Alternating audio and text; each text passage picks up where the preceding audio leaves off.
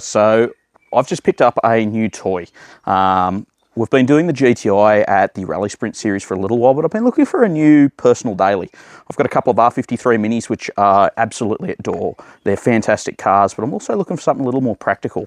I've also got my GTI Caddy, which is my work daily drive, which is fantastically practical for work usage, but I just want another personal daily as well. I had the opportunity from a good mate of mine out of South Australia to borrow one of his versions of this car, and I absolutely loved it and basically started hunting for one immediately. I got a pretty good deal on one of these cars in a wagon form. Needs a lot of TLC, but that's exactly what I was looking for. I wanted something that I could work on, tidy up, really just save, because unfortunately a lot of these cars are just getting parted out. So anyway, let's get to it and I'll explain what we've got. I've picked up an R36 Passat wagon.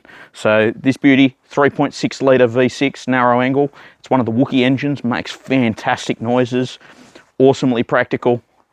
Honestly, I don't think you can beat it for the money at all in this price range. You certainly can't get a V8 Commodore in that range anymore. This is one that I really think is probably going to appreciate over time. People really underestimate these, but the people that have had them, no one has a bad thing to say about them. So we've got the Golf R front brakes prior to them going on the Mark 6 Golf R. So mega size brakes up front, nice size brakes at the rear, electric park brake, DSG, 220 kilowatts, I believe a bit over 300 Newton meters of torque. So fantastic. They had an awesome range of options. So this one's pretty nicely spec'd out as well. It's got a few options on it as well. It's not just a full poverty pack, but I'm excited to get into it. But we did get a good deal, but as I said, there's a few things that we need to attend to with some TLC. The owner that I purchased it from had been in their family since day dot, so it was definitely a hard decision for them to see it go. But knowing that it was going to a good home and we're going to look after it and bring it back to its former glory, and it was going to be used as my personal daily, I don't intend on seeing this car go anywhere anytime soon, and it'll be a longer term project. So I'm really looking forward to getting into it and making it the best example that it can possibly be. Now, what do we need to do to this car to make it pristine and ready for road use for me? Now, there's a few things. A quick wash is probably the first port of call. That's something that I would like to do in this video, but there's a few other things. So let's just do a few little clips and we'll see some of the things that need addressing. First up, the rear taillight has a hole in it. Next up, I don't know if you can see it, but the rear bumper has a crack from one side to the other. We've got a slight breakage on our front quarter grille. Have a slight scrape on the front bumper. Have a slight scrape on the rear bumper. Next up, when I got this car, it had a massive battery drain problem, and as you can probably see, the door controller module's unplugged. That's because that door controller isn't operational. We have no window and we have no locking function on it at the moment. So we have to address that. Now getting to under the bonnet, we've got this awesome 3.6 litre narrow angle V6. It makes fantastic noises, but it needs a little bit of attention as well. So in the engine bay, we're going to need to do a rocker cover gasket and also replace the rocker cover as the PCV is a little bit upset. There's a few oil leaks coming from underneath as well, so we'll probably end up having to reseal this sump. And the other thing that we need to address is the timing chains. Common issue on these 3.6 litre V6s is that the timing chains and tensioners are notoriously weak after about 240,000 Ks. Now this example has about 298,000, so it's had plenty of TLC throughout its life. The previous owners looked after it awesomely. I really cannot fault them. Now, next thing, something that we can't see, we need to do fluids throughout. So it's in major need of a service other than our timing chain. We also need to do the DSG service. We also need to do a transfer case service and a Haldex service. So given that these are all-wheel drive, some of the things that people always forget are the transfer cases. They need some attention. So the interior of this car was beautifully maintained. It's one of the beige Alcantara interiors. It's not a common occurrence on these cars to see this colour, so I'm quite excited to have it because whilst I do like the darker colour, I just like that it's different. So I don't see that as a problem. Other people don't like it. It's kind of a love it or hate it interior. So initially I wasn't too sold, but the more I look at it, the more I'm sold on it, because it looks beautiful. Front seats, great condition. A little bit of bolster wear, so we probably need to address that at some stage, but apparently you can still buy the bolsters brand new from Volkswagen. So if we can get the bolster brand new from Volkswagen, I've got a couple of upholsterers that might be able to assist us with that, given that it's just the base seat here. As you can see, it's just squished a bit, common issue. Now, I don't know if you can see it, but from the light, you can probably just make out that this bonnet isn't as pristine as it first seems. We're suffering from some hail damage. This car is a repairable write-off. That's one of the reasons why I got a good deal on it, but I really don't mind, because I'm going to enjoy this car. And this isn't something for resale, I just really want to enjoy it. So there is hail damage all across the roof. We've unfortunately got it down some of the sides here, but it's par for the course. I mean, I want this car to enjoy. We'll get the PDR guy out to do what he can, or get the panel beater, or we'll also look for some replacement hanging panels where possible. Without further ado, let's get into giving this a bit of a bath, and we'll go from there.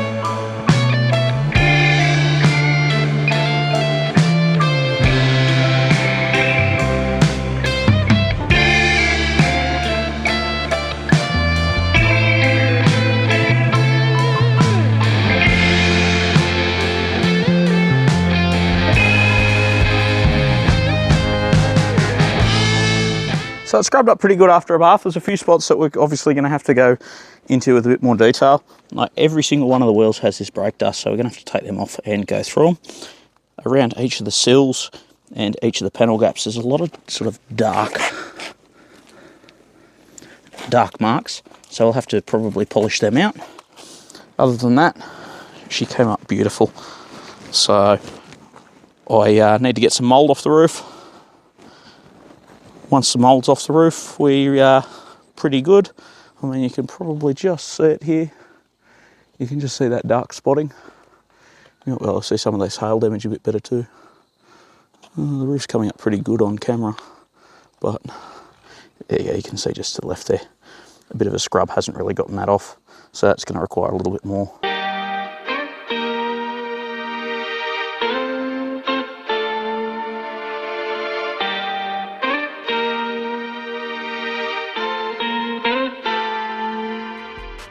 After our washing and vacuuming tonight, I thought we'll get one job out of the way. Whack a tail light into the car. Fortunately, the previous owner had popped a tail light in the car ready to go for us, and it just popped straight in. Works beautifully, colour matches just nicely, so I cannot fault it. So next thing will probably be the rear bumper, and we need to start investigating getting our timing chains and stuff done. So yeah, it's looking pretty slick. What I didn't realise was it actually has follow me home lights underneath the wing mirrors. So that was kind of a cool discovery as it starts to darken up a bit. So we have a storm incoming, and one of the things that I discovered the other day was that my sunroof drain was clogged.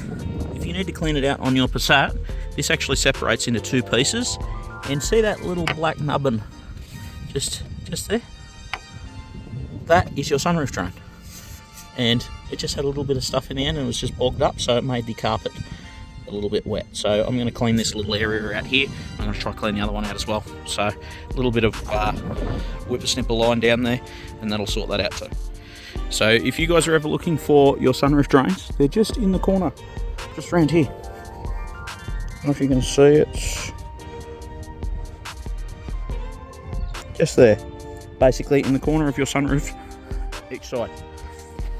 And on a right-hand drive one, you can pull this cover off without too much drama, and basically that little black udder that's just there is your sunroof drain. So I've cleared mine now, and they're draining properly. And this one, I don't know if you can just see it. You can't really see it in there, but you can get a screwdriver in there and tidy it up too. Alright, so there's a few things that we need to get done on the Passat, so we've got the jobs to be completed. First thing up was giving the car a wash, and also giving it a vacuum. We've done that now. Next thing was replacing the tail light with the one that has a hole in it. When you fix that up, we need to take the wheels off and give them a deep clean. Have a look at our rear bumper, whether we repair it or swap it for the crack. We'll see. We need to have a look at the front bumper as well. The front right just has a slight scrape on it, whether we can polish it out or repaint it. Front quarter insert replacement as well. You saw that was cracked. Now, we need to have a look at some engine related stuff, including timing chain. PCV is another one, and because it's got a issue there and it's leaking from the rocker cover. Resealing the sump while the engine's out. We also need to replace the DSG oil and also have a look at a dual mass flywheel just while we're in there, just so we don't have to go back in. Doing a rear main seal whilst we're in there, it'd be pretty silly not to do it while we're doing the timing chain, because it'll probably just leak straight away. So you may as well do it. Whilst we've got it out, we'll also do the transfer case oil change, and whilst it's on the hoist, also do a Haldex oil change. It means that all our fluids are fresh and ready to go.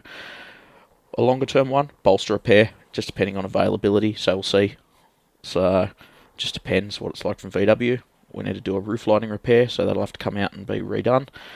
And whilst that's out, have a look at the hail damage, and also throwing around the idea of doing an electric tailgate retrofit. The wiring, looking at it, looks relatively simple. The physical components required are available, so we'll just see if it's something that's reasonably cost effective to do. We might give it a whirl just as a project. Could be worth doing a video on. You know what sort of content you want to see of the Passat as we go through. I'm hoping to document as much as I sort of can, but if there's anything in particular that you want me to focus on, happy to focus on that and make sure that we've got a bit more of a comprehensive video on it. I'm really looking forward to this as a daily drive. It'll be a longer term project, so don't expect there to be a video next week. Next thing that we'll have coming up is the 3-door GTI. We're popping some Sparco seats into it this weekend, and we've got the next round of the Sprint Series from Pro Speed Racing and North Shore Sporting Car Club coming up. We've also popped in some fresh coilovers for the next round. That'll be on Thursday next week, so we're looking forward to that and seeing how the car goes. So we'll see you in the next one, guys.